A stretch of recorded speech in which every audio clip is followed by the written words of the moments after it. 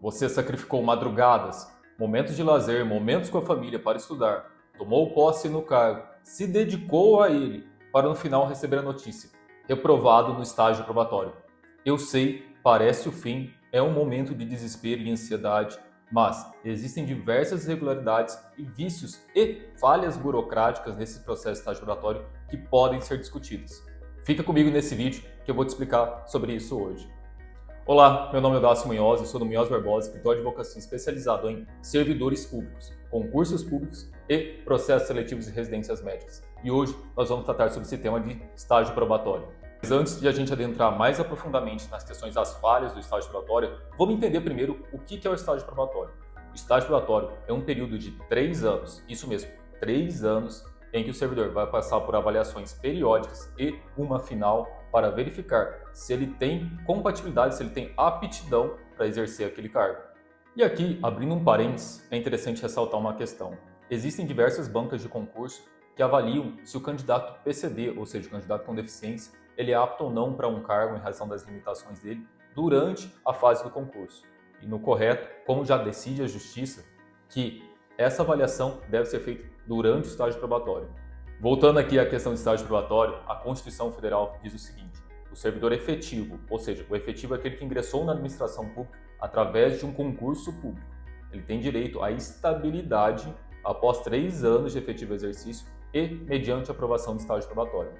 Tá, mas o que vai ser avaliado durante o estágio probatório? E aqui depende da legislação de cada ente público ou de cada órgão público. Diferentes municípios prevêem diferentes critérios para essa avaliação.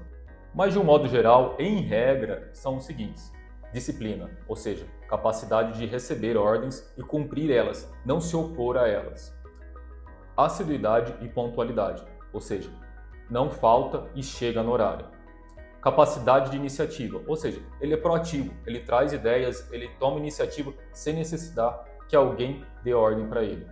Produtividade, ou seja, eficiência, ele consegue produzir o que se espera de alguém no cargo dele. E responsabilidade, ou seja, aquele servidor é capaz de cumprir as atribuições daquele cargo, ele é responsável, ele não deixa de fazer coisas importantes.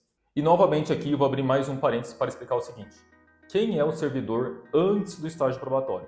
Como eu disse, quem vai ser submetido ao estágio probatório é o servidor efetivo, que foi aprovado no concurso público, só que ele ainda não é estável, porque ele não tem os 3 anos de efetivo exercício e ainda não foi aprovado no estágio probatório. Nesse período, diferentemente do mito que corre na administração pública, esse servidor ele não pode ser dispensado sem motivo, sofrer uma demissão sem motivos. Ele só pode ser demitido, sofrer um processo de demissão mediante um processo administrativo disciplinar em que seja garantido a ele o contraditório e ampla defesa. Esse processo administrativo disciplinar vai ocorrer se ele cometer alguma infração disciplinar. E mesmo assim, se for uma infração leve, ele não pode ser demitido no primeiro processo administrativo disciplinar. Ou seja, se ele só pode ser demitido durante esse período mediante o processo administrativo disciplinar se ele tiver cometido uma infração grave ou reiteradas infrações leves ou médias. Com relação aos direitos, esse servidor efetivo, mas ainda não estável, tem os mesmos direitos do servidor já estável, salvo alguns licenças ou afastamentos em que a legislação municipal ou estadual prevê que só podem ser adquiridos após a estabilidade, ou seja, após o término do prazo do estágio probatório e a aprovação nele. Aqui é importante lembrar que a Constituição Federal garante o direito ao contraditório ampla defesa. Por isso, o servidor precisa ser notificado formalmente sobre cada avaliação, ou seja, as avaliações periódicas a serem realizadas. Outra questão: se em alguma avaliação ele recebeu uma nota baixa, tem que haver uma justificativa por que aquela nota foi baixa. Ainda assim, é preciso garantir um prazo para que o servidor se defenda daquela nota baixa, ou seja, o contraditório e a ampla defesa. Ele pode apresentar um recurso ou uma defesa daquela nota. Ou seja, tanto em relação às avaliações periódicas, que são feitas durante o estágio probatório, como a avaliação final, o servidor ele tem que ter direito ao contraditório e ampla defesa, a recorrer ou a se defender daquela nota eventualmente baixa que ele receba. E isso já é pacífico, tanto no entendimento do STF quanto no STJ. Tudo isso ainda deve estar dentro de um processo administrativo formal de que o servidor tenha sido intimado e durante as avaliações periódicas também, ele precisa ser notificado de cada uma. Se após as avaliações periódicas, na avaliação final, o servidor receber uma decisão de não aprovado de estágio probatório e consequente decisão de exoneração, é preciso que a lei garanta para ele, a lei municipal, a lei estadual, garanta para ele o direito ao recurso administrativo. Ele precisa ser intimado formalmente sobre essa decisão e ele vai ter um prazo para apresentar um recurso administrativo quanto a essa decisão. E aqui eu ressalto o seguinte, servidor, esse prazo geralmente é muito curto. Então é preciso que você aja de forma rápida, levantando documentos e informações para a interposição desse recurso administrativo. Nesse recurso administrativo deve ser apontado de forma técnica e fundamentada eventuais falhas ou irregularidades ocorridas durante essas avaliações ou o porquê aquela avaliação não condiz com a realidade. Você não precisa de um advogado para interpor esse recurso administrativo, mas é extremamente recomendado que você busque um advogado especialista para te auxiliar nessa situação. Se mesmo após o recurso administrativo, a decisão de não aprovação de estágio probatório e pela exoneração do servidor for mantida, o caminho que tem agora é o caminho judicial. Em uma eventual ação judicial, a Justiça vai analisar se as avaliações realizadas não têm nenhuma irregularidade, uma falha ou uma eventual nulidade. Quanto a essas eventuais nulidades, as que a Justiça vem mais reconhecendo nesses casos de estágio probatório são as seguintes. Primeiro, a ausência de processo administrativo formal. É preciso que essas avaliações, tanto as periódicas quanto a final, estejam formalizadas em um processo administrativo que tenha sido garantido contraditório e ampla defesa ao servidor.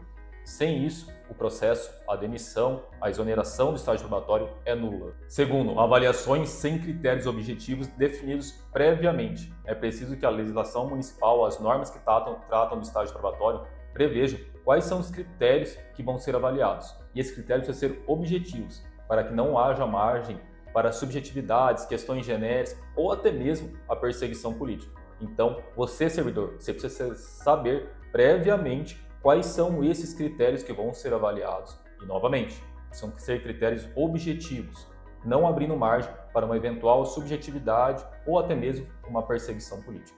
Terceiro, falta de ciência do servidor sobre as avaliações realizadas. Existem muitos casos em que o servidor não é notificado, não é intimado formalmente sobre as avaliações realizadas, de modo que ele não pode se defender sobre ela. E isso acarreta a nulidade da avaliação do estágio probatório. Quarto, a ausência de avaliações periódicas. Existem diversas administrações que não realizam as avaliações periódicas, fazem só uma final para reprovar o servidor no estágio probatório. Isso não é válido, esse processo seria nulo. É preciso que hajam diversas avaliações periódicas, como a gente falou, sempre ressaltando a necessidade do contraditório para a defesa e, após essas, culminando em uma avaliação final. A ausência dessas avaliações periódicas acarreta a nulidade do processo. Quinta situação de nulidade, a ausência de comissão prévia e formalmente constituída. A comissão que realizará a avaliação do estágio probatório precisa ter sido nomeada através de um ato oficial formal, evitando assim eventuais perseguições políticas ou subjetivismo. Se não tiver esse ato oficial nomeando formalmente essa comissão, essa avaliação do estágio probatório é nula. Todas essas situações expostas podem acarretar isolada ou cumulativamente, ou seja, apenas umas ou com várias, acarretar na nulidade da avaliação do estágio probatório. Em uma eventual decisão judicial que reconhecer a nulidade do ato de exoneração decorrente da não aprovação do estágio probatório, o juízo vai determinar o seguinte: determinar o servidor, o retorno do servidor ao cargo dele e a determinação de pagamento da remuneração que ele teria direito nesse período que eventualmente ele ficou afastado. Eu espero que esse vídeo tenha te ajudado. Se você tiver alguma dúvida, nosso escritório está à disposição para atender. Você encontra os links com os canais para contato na descrição desse vídeo.